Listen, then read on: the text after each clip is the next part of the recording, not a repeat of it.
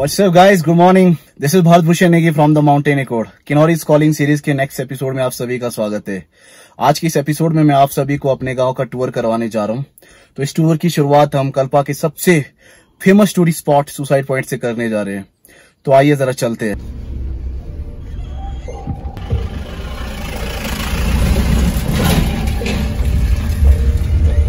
Guys ये है suicide point की सड़कें। हम जा रहे हैं सुसाइड पॉइंट की ओर।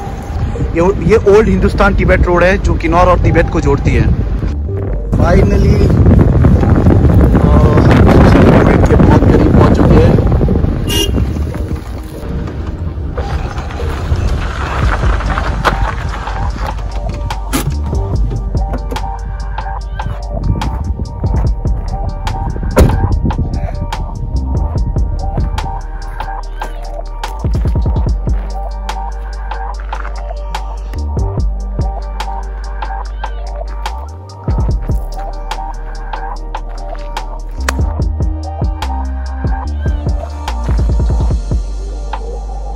वो नीचे देखो यार, सतलुज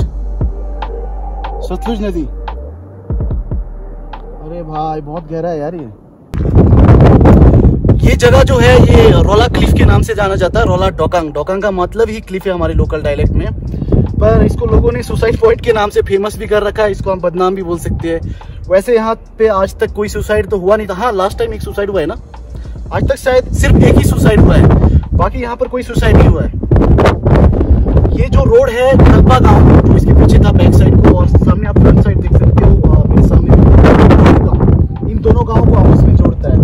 पुराने जमाने में जब तिब्बत एक इंडिपेंडेंट कंट्री हुआ करता था और हिमाचल का गठन भी नहीं हुआ था, उस जमाने में पूरे देश में छोटे छोटे प्रिंसली स्टेट होते थे। तो बुशहर नाम का भी एक प्रिंसली स्टेट हुआ करता था, जिसमें पूरा का पूरा किन्नौर, जो आज किन्नौर एक डिस्ट्रिक्ट के रूप में है, बुशहर प्रिंसली स्टेट का एक पार्ट हुआ करता था। तो बुशहर के राजा और तिब्बत के राजा के बीच में बिजनेस डील हुई थी। उसी बिजनेस डील के नाम पे हम लवी मेला आज तक मनाते जा रहे हैं, जो 11 to 14 नवंबर को इंटरनेशनल लवी फेयर बोलते हैं, जिसको रामपुर में मनाया जाता है। वो जो लवी मेला मनाया जाता था, उसका जो सारा का सारा सामान तिब्बत से होकर आता था, वो इन्हीं सड़कों के थ्रू आता था।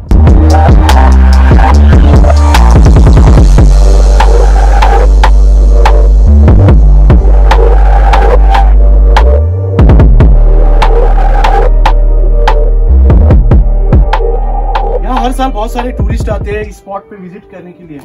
आप देख सकते हो बहुत सारे लोगों ने यहाँ कई तरह की कलाकारी कर रखी है, जैसे यहाँ पे कुछ लिखा है। और सबसे सुंदर जो अब तक का कोड लगा मुझे वो लगा, heaven is myth, Himachal is real.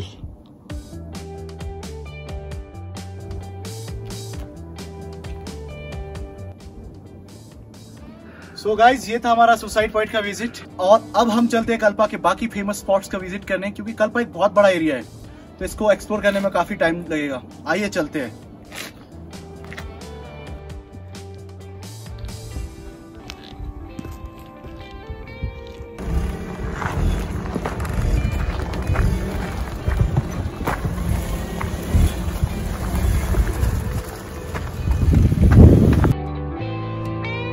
Guys, now we are going back to another beautiful spot of Kalpa, which is known as Colony area.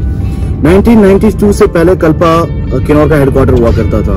तो बहुत सारे गवर्नमेंट ऑफिसेज, डीसी ऑफिस और बहुत सारे जितने भी हेड ऑफिसेज होते थे वो किन्नौर के कल्पा में ही होते थे।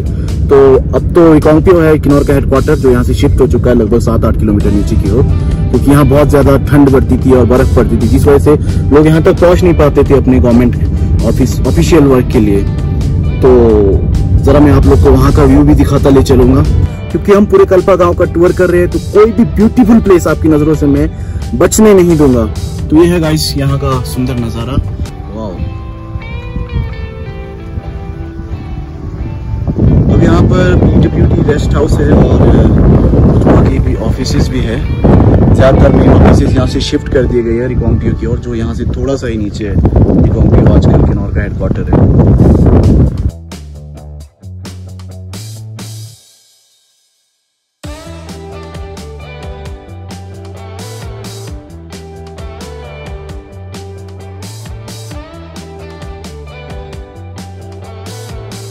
गाइस, ये है किन्नौर का सबसे famous school, government senior secondary school Kalpa. और यहाँ पे बहुत सारी फैसिलिटीज है इस गांव में। एक गांव की तरह नहीं, एक मॉडर्न टाउन की तरह है। यहाँ पर हर तरह की फैसिलिटीज है। और यहाँ आप देख सकते हो ये यहाँ का सबसे बड़ा क्रिकेट स्टेडियम है। This the largest football ground and cricket stadium of Kinnaur district. और इसके सिवा यहाँ पर स्पोर्ट्स की बहुत सारी फैसिलिटीज है।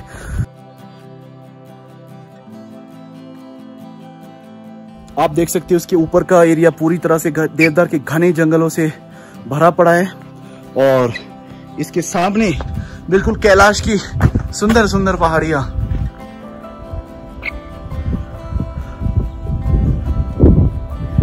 कल्पा का ये स्कूल पूरे हिमाचल में स्पोर्ट्स के लिए बहुत ज़्यादा फेमस है और यहाँ पर हर साल बहुत ज़बरदस्त बॉक्सर इस स्कूल से प्रोड्यूस होते हैं। बॉक्सर के अलावा यहाँ से क्रिकेटर और कबड्डी और बास्केटबॉल और फुटबॉल काफ़ी सारे प्लेयर इस स्कूल ने हिमाचल को दिए आज तक। और यहाँ के काफ़ी सारे स्टूडेंट्स तो नेशनल लेवल के चैंपियन भी रह चुके हैं। और आप देख सकते हो यहाँ पर ये बॉक्सिंग रिंग।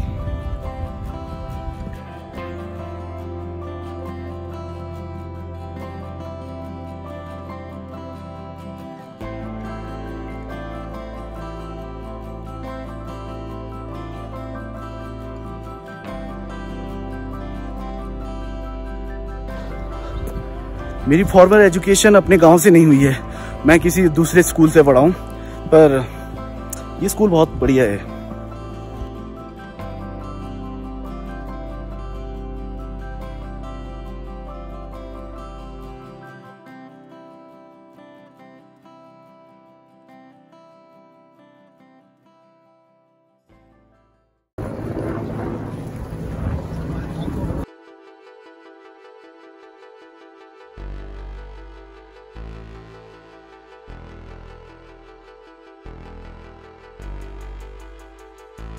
गाइस कल्पा में बहुत सारे होटल्स है। आप ये देख सकते हो मेरे सामने ही है, ये HPDDC का एक रिजॉर्ट है, किन्नर कैलाश रिजॉर्ट। इसी तरह कल्पा में अराउंड मोर देन 33 होटल्स है। अगर कभी आप कल्पा विजिट करें तो आपको ठहरने के लिए कोई परेशानी नहीं होगी।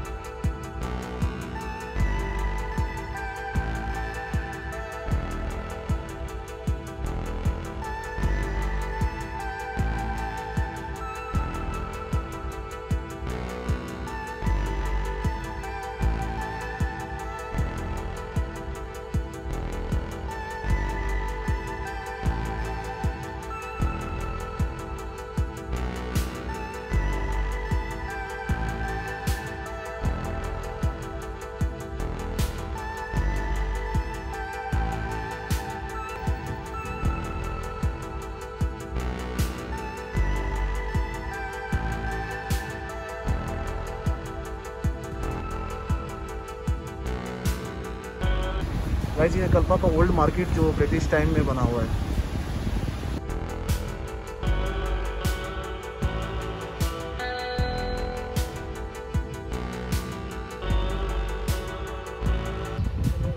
गाइस ये है कल्पा का फ्रंट व्यू। आप देख सकते हो कि बिल्कुल ठीक सामने किन्नर कैलाश की सुंदर सुंदर सी पहाड़ियाँ हैं और बिल्कुल यहाँ पर आप इन खेतों में देख सकते हो जो ये सारे के सारे पेड़ एप्पल ऑर्चर्ड है। इसके ठीक उस डायरेक्शन में आप देख सकते हो जो खुला सा ग्राउंड दिख रहा है वो आउटडोर आइस स्केटिंग रिंग है, जो हिमाचल में जब बना था तो हिमाचल का शिमला के बाद ही दूसरा आइस स्केटिंग रिंग बनाता है। गाइस ये है भैरव मंदिर। यहाँ इस तालाब में कुछ थोड़ी सी मछलियाँ भी दिख रही है मुझे यहाँ पर इस तालाब में।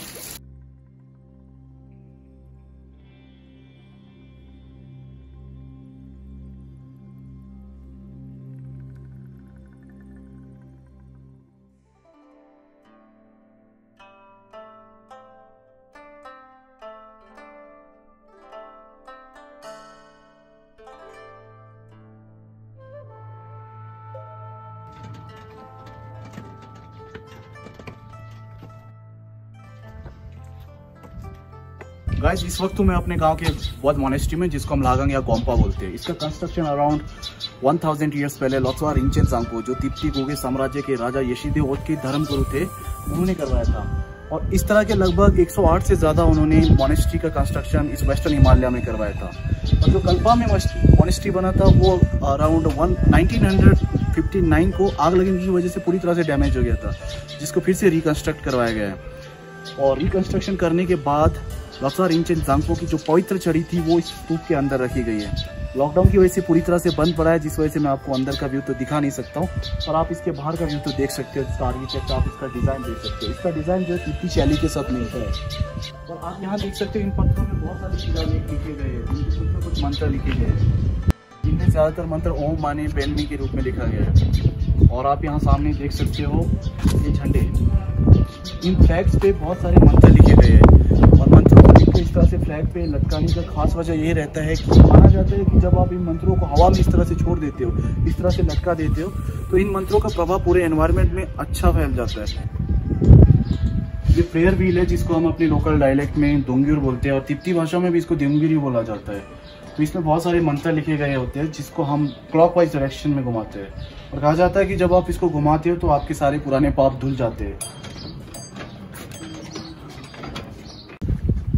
गाइस, अब हम जा रहे हैं कल्पा के ऐतिहासिक किले की ओर, और साथ में मैं आपको दिखाऊंगा यहाँ का हिस्टोरिकल स्कूल। आइए मेरे साथ।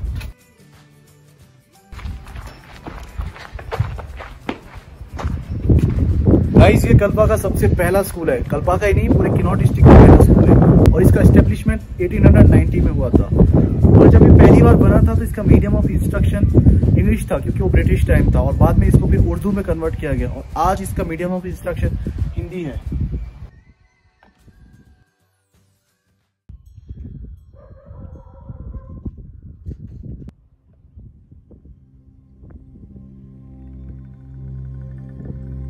गाइस, इस वक्त मैं कल्पा के ऐतिहासिक देवी मां चंडिका के किले में। माना जाता है इस किले का निर्माण पांडवों ने अपने अज्ञातवास के दौरान करवाया था, और 1959 को आग लगने की वजह से पूरी तरह से डैमेज हो गया, तो जिसका कंस्ट्रक्शन फिर से करवाया गया, और 2014 को इसकी प्रतिष्ठा संपन्न हुई है। इस किले से जुड़ी हुई काफी सारी दैवीय इतिहास है, जिनमें से कुछ यहाँ के बोर्ड में लिखी गई है।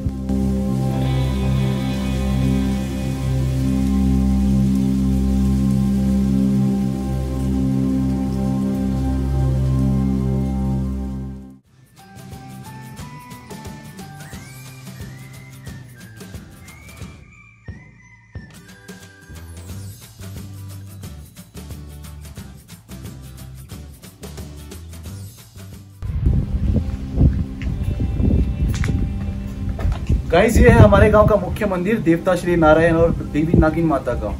और ये मंदिर पूरी तरह से लकड़ी और पत्थरों से बना है, और इसके मुख्य गेट पर आप देख सकते हो बहुत सारे कलाकृतियां अंकित की गई है। और इसके इस मुख्य द्वार पर आप देख सकते हो कि ऊपर एक ड्रैगन बना है। ड्रैगन तिब्बतन बुद्धिज्म का सिंबल है, और ये हिंदू मंदिर के मेन गेट पे है। इसको देख के आप समझ सकते हो कि किन्नौर की संस्कृति में बुद्धिज्म का कितना बोलबाला है। यहाँ हिंदुज्म और बुद्धिज्म दोनों मिलकर एक साथ चलते हैं। यहाँ पे आप देख सकते हो बहुत सारे भगवानों और देवी देवताओं की नक्काशियां की गई। लोकल जो कारपेंटर होते हैं हमारे यहाँ के, वही बनाते हैं सारे डिजाइन। इस पे काफी सारे फूल है, भगवान ब्रह्मा है और स्कंद है, भगवान शिव की भी मूर्ति है। यहाँ पर माता सरस्वती भी आप देख सकते हो। और इसकी सिवा इसका जो मुख्य द्वार है, ये पूरी तरह से मेटल से बना है, जिसके ऊपर गोल्ड प्लेटिंग की गई है। इस पर भी बहुत सारे देवी देवता और भगवानों की नक्काशी की गई है, जो कि हमारी संस्कृति की मुख्य पहचान है।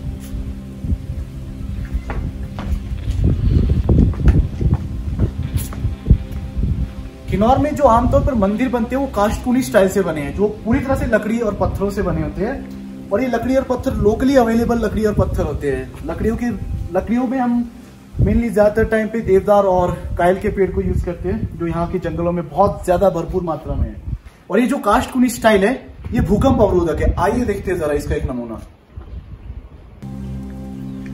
आप देख सकते हो यहाँ पे कैसे लकड़ी, पत्थर और स्लेट का यूज किया गया है इस मंदिर के कंस्ट्रक्शन में। आप देख सकते हो कैसे लकड़ी और पत्थर को हॉरिजॉन्टली यूज किया गया है। एक लेयर लकड़ी का और एक लेयर पत्थर का डाला जाता है इस पे, और इसके कॉर्नर को एक दूसरे से ज्वाइन किया जाता है। आप देख सकते हो कि इस कॉर्नर को और इस कॉर्नर को कैसे ज्वाइन किया गया है। और जब कोई भी सीजमिक एक्टिविटी होती है तो ये ज्वाइंट जो है दोनों को एक दूसरे से बांध के रखता है और डिटैच होने से रोकता है। इस तरह से अर्थक्वेक को रेजिस्ट करता है।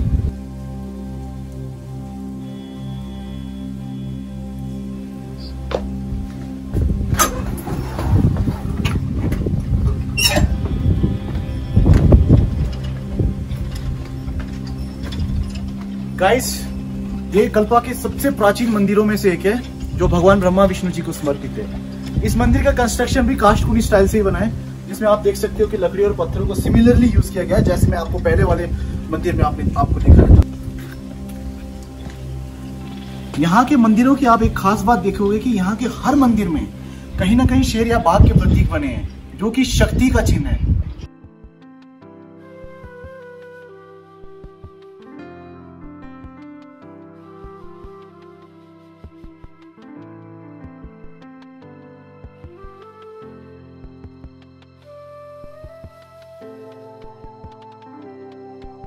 सो गाइज, ये था कल्पा का एक शॉर्ट टूर। कल्पा काफी फैला हुआ एरिया है और इसको हम एक ब्लॉग में कंप्लीट नहीं कर पाएंगे। मेरे ठीक सामने आप जो हरे भरे पेड़ों का जंगल देख रहे हो, ये पाइनस जिराडियाना के पेड़ों से भरा हुआ है। पाइनस जिराडियाना को हम चिलगोजा न्यूजा भी बोलते हैं, जो अफगानिस्तान के बाद किन्नौर में बहुत ज्यादा मात्रा में मिलती है। ये एक ड्राई फ्रूट है और काफी एक्सपेंसिव भी होती है, और यहाँ के लोग तो इसको शादी ब्याह में माला बनाने में भी यूज करते हैं। और मेरे ठीक बाईं तरफ आप जो पर्वत श्रृंखला देख रहे हो, ये किन्नर कैलाश श्रृंखला है और हिमाचल की तीसरी सबसे ऊंची चोटी है, जिसकी मैक्सिमम हाइट है 6400 मीटर। और हिमाचल की दोनों सबसे ऊंची चोटियां भी किन्नौर में ही है, जो शिला चोटी और यो परग्योल है। आई होप आप लोग को कल्पा काफी पसंद आया होगा, और अगर आप लोग को कल्पा सच में पसंद आया हो सके तो अपने जीवन में एक बार कल्पा जरूर विजिट करें। But don't forget to like, share, comment and subscribe to my YouTube channel. See you guys in the next episode. जय हिंद।